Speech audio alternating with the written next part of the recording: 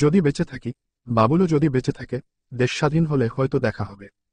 মিজানুর রহমান মিজান ভাই খুব অমায়িক লোক, আমাকে ডেকে বললেন, রেন্টু তৈরি হও, 2-4 দিনের মধ্যেই ট্রেনিংয়ে যাবে। তুমি ছোট তো তাই একটু ঝামেলা হবে, তোমাকে ছোট বলে ট্রেনিংয়ে নিতে চাবে না। তুমি চিন্তা করো না, আমি সব ঠিক করে দেব। মিজান ভাই ট্রেনিংয়ের লিস্টটা লিখে। তাই খুব একটা ঘাবড়ালাম না। বাবুল চলে গেছে বেশ কয়েকদিন হয়ে গেল। মনের গভীরে নিজের অজান্তেই ক্ষীণ আশা, এখনো বাবুল এলো না। আগামী পরশু দিন সকাল 7টায় আমি ট্রেনিংয়ে চলে যাব। সন্ধ্যা ঘনিয়ে এসেছে।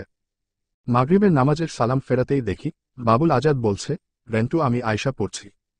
আমি স্বপ্ন দেখছি না, ঠিক ঠিক দেখছি। কিছুক্ষণ বুঝে উঠতে পারলাম না, সত্যি সত্যি বাবুল আজাদ এসেছে।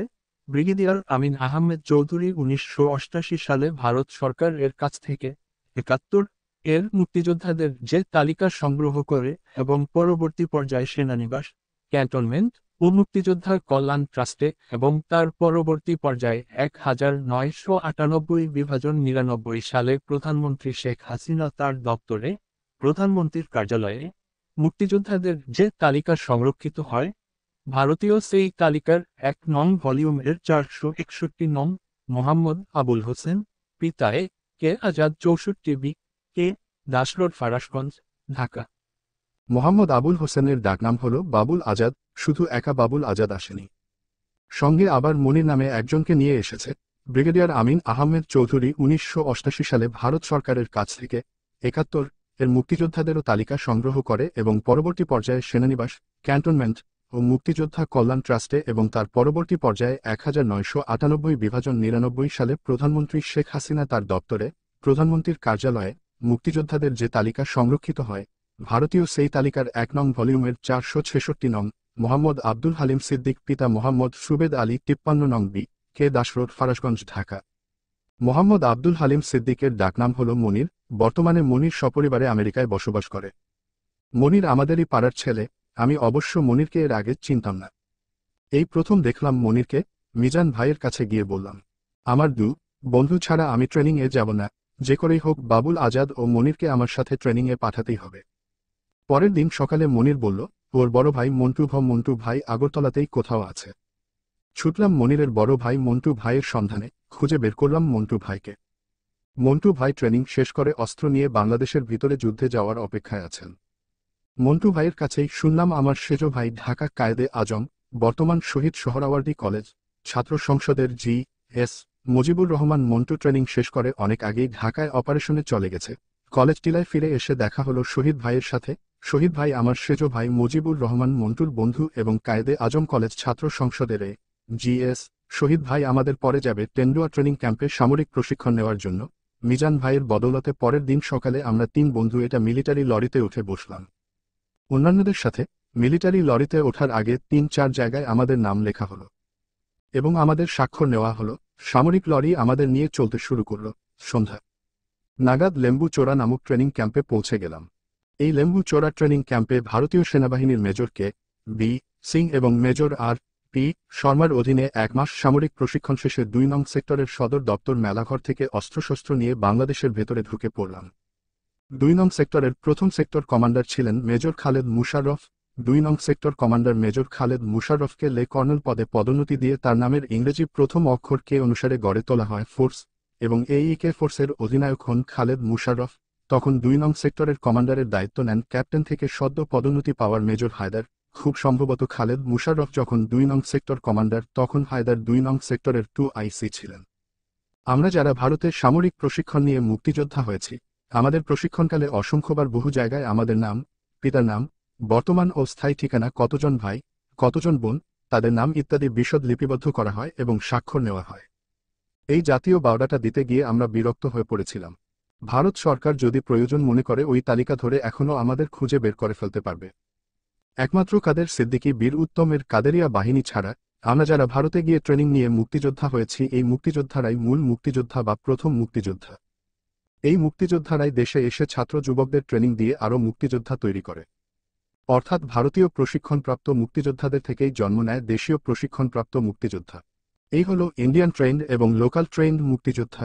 এই মুক্তিযোদ্ধাদের সাথে এদেশের আপামর জনতা যোগ হয়ে হল মুক্তিবাহিনী।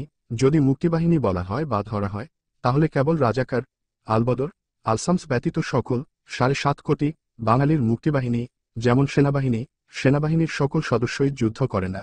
সেনাবাহিনীর ইঞ্জিনিয়ারিং করে লোকদের দায়িত্ব হচ্ছে ব্রিজ, কালভার্ট, পুল ইত্যাদি তৈরি করা, যুদ্ধ করে নয়। আবার সেনাবাহিনীর মেডিকেল কোর বা সিগন্যাল কোরের সদস্যরা যুদ্ধ করে না। মেডিকেল কোরের দায়িত্ব হচ্ছে আহত সৈনিকের চিকিৎসা করা, যুদ্ধ করা নয়। সিগন্যাল কোরের দায়িত্ব হচ্ছে সিগন্যাল দেওয়া, যুদ্ধ করা নয়। সেনাবাহিনীর সাপ্লাই কোরের লোকেরা যুদ্ধ করে না, কিন্তু যুদ্ধক্ষেত্রে রসদ, গোলাবারুদ, খাবার ইত্যাদি সকল কিছু সাপ্লাই করার বা পৌঁছে দেওয়ার দায়িত্ব হচ্ছে সাপ্লাই কোরের। সেনাবাহিনীর পদাতিক, ইনফ্যান্ট্রি, গোলন্দাজ, আর্টিলারি ইত্যাদি কোরের কাজ হচ্ছে যুদ্ধ করা। সেনাবাহিনীর পদাতিক, ইনফ্যান্ট্রি, গোলন্দাজ, আর্টিলারি ইত্যাদি কোরের কাজ হচ্ছে শত্রুকে আক্রমণ করা বা শত্রুর আক্রমণ প্রতিহত করা, অর্থাৎ সাধারণ ভাষায় যুদ্ধ করা। Engineering core, signal core, medical core, supply core ইত্যাদি সকল কোর মিলেই হয় সেনাবাহিনী। এখন যদি ইঞ্জিনিয়ারিং কোরের লোকেরা ব্রিজ বা পুল না বানিয়ে দেয়, তাহলে সৈনিকেরা নদী পার হতে পারবে না। মেডিকেল কোর চিকিৎসা না করলে আহত সৈনিক সুস্থ হতে পারবে না। সিগন্যাল কোর সিগন্যাল না দিলে সৈনিকেরা বুঝতে পারবে না। সাপ্লাই কোর সাপ্লাই না দিলে সৈনিকেরা গোলাবারুদ পাবে না, খাবার পাবে না। এখন যদি ইঞ্জিনিয়ারিং কোর ব্রিজ না তৈরি করে, মেডিকেল কোর চিকিৎসা না দেয়, সিগন্যাল কোর সিগন্যাল না দেয়, সাপ্লাই কোর সাপ্লাই না দেয়, তাহলে কি পদাতিক বা গোলন্দাজ কোর যুদ্ধ করতে পারবে? না, পারবে না। যুদ্ধ করতে হলে উল্লিখিত সকল কিছু চাই। এই সকল কিছু মিলেই হয় যুদ্ধ। আমাদের মুক্তিযুদ্ধ সকল কিছু মিলেই হয়েছে। যেমন নৌকার মাঝি মুক্তিযোদ্ধাদের নদী পার করে দিয়ে ইঞ্জিনিয়ারিং কোরের দায়িত্ব পালন করেছেন। গ্রাম্য ডাক্তার বা ঔষধের দোকানদার মুক্তিযোদ্ধাকে চিকিৎসা করে মেডিকেল কোরের কাজ করেছেন। গ্রামের কৃষক পাকিস্তানি সেনাবাহিনীর গতিবিধির খবর মুক্তিযোদ্ধাকে জানিয়ে সিগন্যাল কোরের ভূমিকা নিয়েছেন। গ্রামের মা ভাত রেঁধে খাইয়েছেন এবং সাধারণ মানুষ অস্ত্র ও গুলির বোঝা মাথায় করে মুক্তিযোদ্ধাদের পৌঁছে দিয়ে সাপ্লাই কোরের কাজ করেছেন। তবেই না কেবল আমরা মুক্তিযোদ্ধারা যুদ্ধ করেছি, আমরা মুক্তিযোদ্ধারা পদাতিক বা গোলন্দাজ কোরের কাজ করেছি।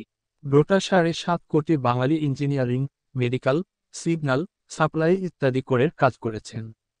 এবং এই সকল কোরের সমন্বয়ে অর্থাৎ মুক্তিযোদ্ধা জনতার সমন্বয়ে সৃষ্টি হয়েছে মুক্তিবাহিনী। কেবল রাজাকার, আলবদর ব্যতীত সকল বাঙালি মুক্তিবাহিনী।